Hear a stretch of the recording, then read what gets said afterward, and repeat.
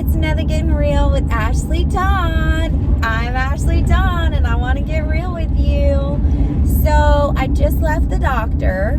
I'm feeling great. For everybody who's asking, I'm good, I'm healthy, I'm great.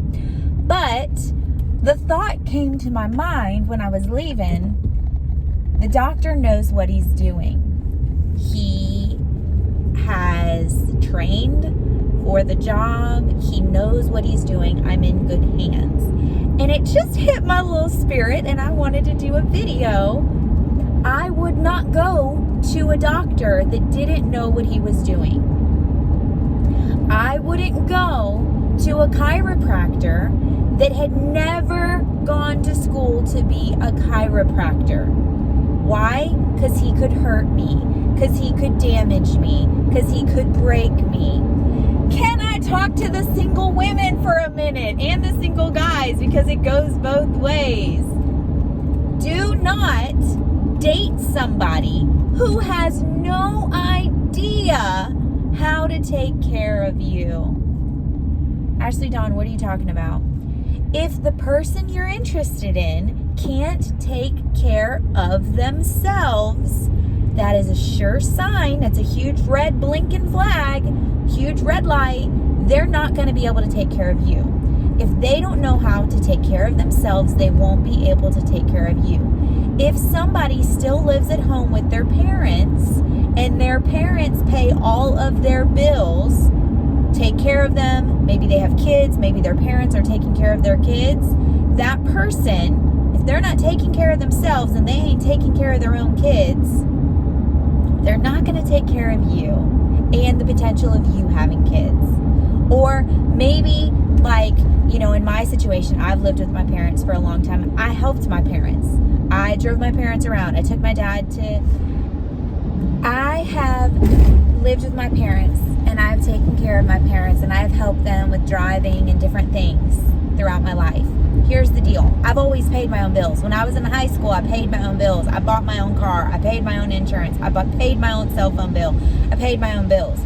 So I have trained to take care of myself so that when I get married, I can take care of myself and I can take care of a family. I have trained for it. I know how to take care of myself. If you're dating somebody or you're interested in somebody that isn't training to take care of themselves, their children, the people in their lives, what in the world makes you think that they're going to be able to take care of you, to take care of your needs? If they're not taking care of their own, if somebody else is taking care of their needs, they're not going to be able to take care of yours. Okay? Another thing. And that's not to say that people that live at home with their parents are terrible people. Some are just being enabled and some are just taking advantage of their parents. That's a problem. And here's the deal. If somebody is taking advantage of their parents or their living situation, what makes you think they're not going to take advantage of you? And you say, oh, well, their parents are just really wealthy and they have a lot to give. Yeah, that's great. That's wonderful. Every parent aspires to have a lot to give and to take care of their children. But at no point should a grown adult be taking advantage of anybody. Because if you're allowing somebody to do everything for you, you're not taking ownership for your own life and you're not taking responsibility for your own life. And that's what it means to be an adult. So if that is you, here is your sign to be an adult and to take ownership and responsibility of your own life and to pay your own bills and to work really hard to get out of the situation that you're in. You're welcome. I am getting real. Another thing, if somebody doesn't know God or love God, and you do, and that's the caveat, and you do. If you don't love God, you don't know God, and the other person doesn't know God and love God, well, that's different. But if you love God, and if you know God, and if you've been serving and studying and living your life for God your whole life, what makes you think that you're going to be happy with somebody that don't want anything to do with God? They're not going to know how to take care of you if they don't know the God you serve. They're not. If they don't have any interest in the things that you have interest in, what makes you think they're going to care about you? They're not. You would not go to a chiropractor that is never studied to be a chiropractor. You're going to go to a professional because you're going to know the professional is going to take care of you. I think a lot of us are walking around with broken hearts and walking around feeling some type of way because we didn't go to a professional. We didn't go to a professional. We wanted a relationship from somebody that was incapable of committing to us, incapable of loving us, incapable of taking care of us, incapable of respecting us, incapable of understanding our boundaries. We didn't go to a professional. So of course, if you don't go to a professional, you're going to get hurt. And you say, well, what do you mean by going to a professional? Going to somebody who cares, right? Normally, a doctor cares.